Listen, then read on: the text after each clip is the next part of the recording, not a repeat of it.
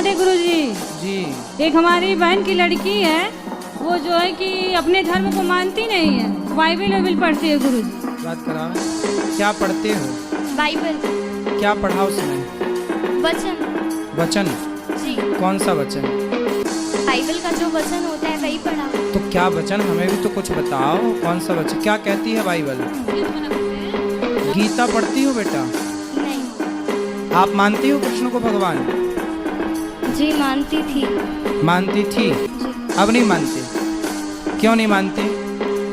जब से बाइबल पढ़ने लगी तब से छोड़ दिया। जब से बाइबल पढ़ने लगी तो कृष्ण को छोड़ दिया। तो शादी हो जाएगी आपकी, कल को दूसरा पुरुष अच्छा लगने लग जाएगा तो अपने वाले को छोड़ दोगी? उस लड़की ने कहा कि पहले तो हम भगवान मानते थे कृष्ण को, लेकिन अब नहीं मानते हैं। तो इसमें गलती किसकी है? इसमें गलती उस लड़की की है या इन महाराज जी की है?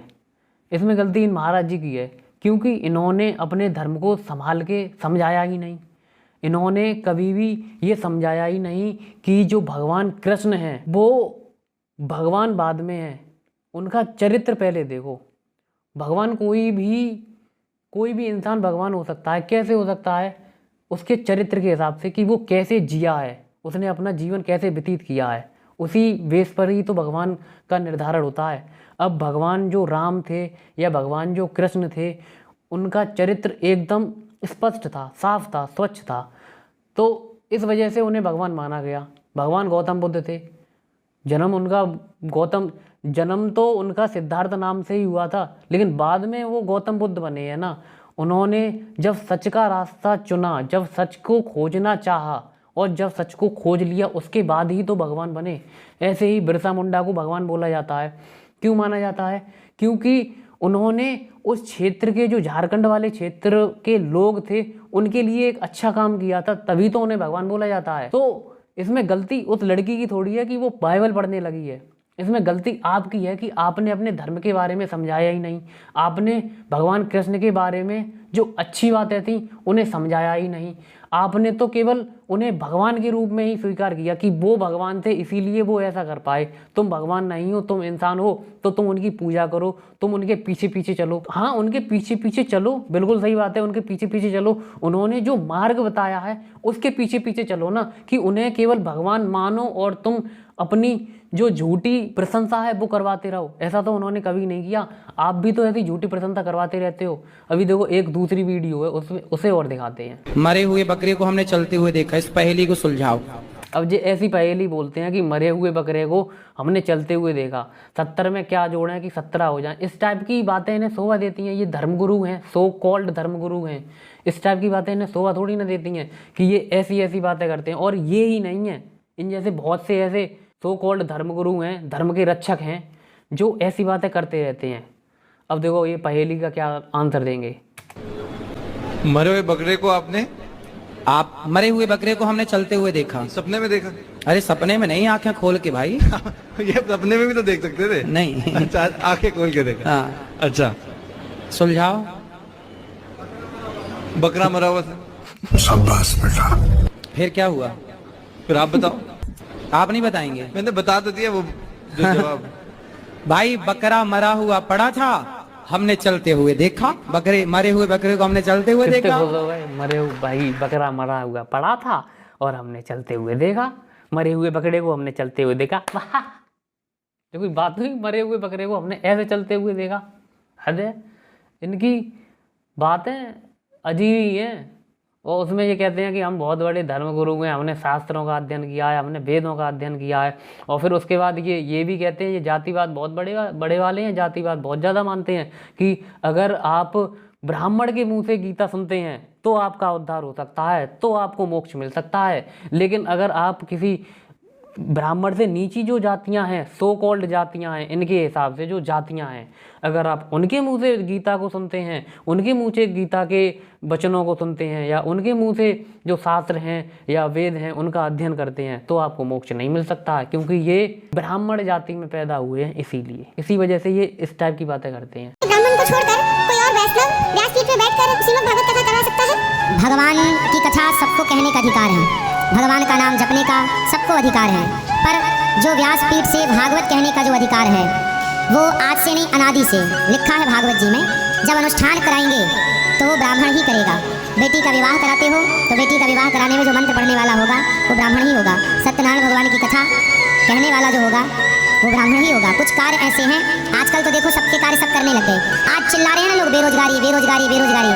आज के 50 साल पहले कोई नहीं बोलता था कि बेरोजगारी है। क्यों? क्योंकि सबका काम फिक्स था कि आपको यही करना है। और जितने भी ये कथावाचक हैं, ज्यादातर, सबका तो नहीं पता, लेकिन ज्यादातर तो कॉल्ड ऊंची जाति वाले लोग हैं। इसीलिए ये एक विशेष प्रकार की पार्टी को सपोर्ट करते हैं। अगर बटेंगे तो कटेंगे, सीधी बात है। और उसी रास्ते पर ये आगे चल रहे हैं, उसी चीज को ये फॉलो कर रहे हैं, उसी बात को ये लोगों के दिमाग में भरना चाहते हैं। इतनी मुश्किल से देश आजाद हुआ, सभी लोग मिल पाए, इस वजह से देश आजाद हुआ। ना हिंदुओं ने अपने आप को हिंदू समझा जब देश आज़ाद हुआ, ना मुसलमानों ने अपने आप को मुस्लिम समझा जब देश आज़ाद हुआ। उन सब ने खुद को भारतीय समझा, उन सब ने खुद को हिंदुस्तानी समझा, इसीलिए देश आज़ाद हो पाया। अब देश आज़ाद होने के बाद ये बांटने की बात कर रहे हैं, ये काटने की बात कर रहे हैं कि आप कट जाओ, आप बट जाओ। ये फिर से एक नया पाकिस्तान बनाना चाहते हैं, जबकि ऐसा है कुछ नहीं। ये बस, और ऐसा होगा भी नहीं, चाहे ये कितना भी बांट लें, चाहे ये कितना भी काट लें। अभी झांसी में ही देखा आपने, जो झांसी में कांड हुआ था ये आग वाला, तो उसमें एक मुसलमान युवक थे, उन्होंने कितने बच्चों को बचाया अपनी जान पर खेलकर। उन्होंने बिल्कुल नहीं देखा कि ये हिंदू के बच्चे हैं कि ये मुसलमान के बच्चे हैं, और इस वजह से उन्होंने अपनी 2 जुड़वा बच्चियों तक को खो दिया। लेकिन ये बांटने में लगे हुए हैं, ये काटने में लगे हुए हैं कि इकट्ठे हो जाओ, हिंदू धर्म खतरे में है, इकट्ठे हो जाओ, नहीं तो तुम्हें रहने तक को जगह नहीं मिलेगी, इकट्ठे हो जाओ, 14 बच्चे पैदा करो। अगर मुस्लिम 12 बच्चे पैदा कर रहे हैं, तुम 14 बच्चे पैदा करो। धीरेन्द्र कृष्ण शास्त्री ने बोला था ऐसा कि अगर मुस्लिम 12 बच्चे पैदा कर रहे हैं तो तुम 14 बच्चे पैदा करो। तो फिर कोई एंकर थे, उन्होंने पूछा कि अगर आपकी शादी होगी तो आप कितने बच्चे पैदा करेंगे? तो फिर धीरेन्द्र कृष्ण शास्त्री ने कहा कि हम 2 से ज़्यादा बच्चे पैदा करने की सोचेंगे। मतलब आपके पास इतना पैसा है, आप खिला पिला सकते हो, फिर भी आप ऐसी बातें कर रहे हो कि हम 2 से ज़्यादा बच्चे पैदा करने की सोचेंगे। और आप समाज में कैसी नफरत फैला रहे हो कि 14 बच्चे पैदा करो। अगर मुसलमान 12 बच्चे पैदा करते हैं तो तुम 14 बच्चे पैदा करो, नहीं तो हिंदू खतरे में आ जाएगा। इन्होंने गीता वगैरह कुछ पढ़ा तो है नहीं, और पढ़ा भी है तो ये अपने हिसाब से अर्थों को निकालते हैं। कोई भी धर्म है, सीधी बात है, चाहे हिंदू धर्म कितना भी खतरे में आ जाए, पहली बात तो ये है ऐसा कुछ होगा नहीं कि हिंदू धर्म खतरे में आए। देखो, हिंदू धर्म वगैरह कोई खतरे में है नहीं, बस इन्हें चाहिए पैसा, और उस पैसे के लालच में आके ये कुछ भी बोलने को तैयार है। श्रीमद् भगवद गीता में साफ साफ लिखा है कि यदा यदा ही धर्मस्य ग्लानिर्भवति भारत अभ्युत्थानम् अधर्मस्य तदात्मानं सृजाम्यहम्।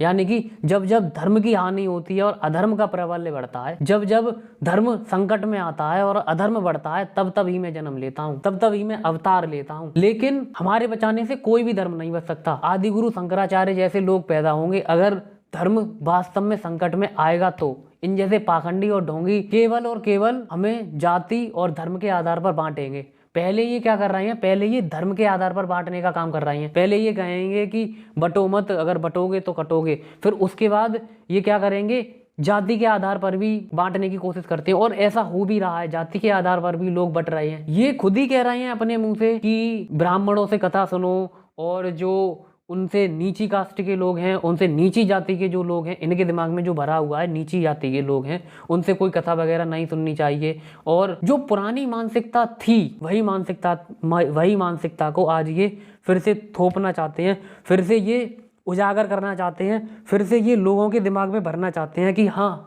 हम ही श्रेष्ठ हैं। जो एक विशेष वर्ग के लोग हैं, जो एक विशेष वर्ड के लोग हैं, केवल वे ही श्रेष्ठ हैं।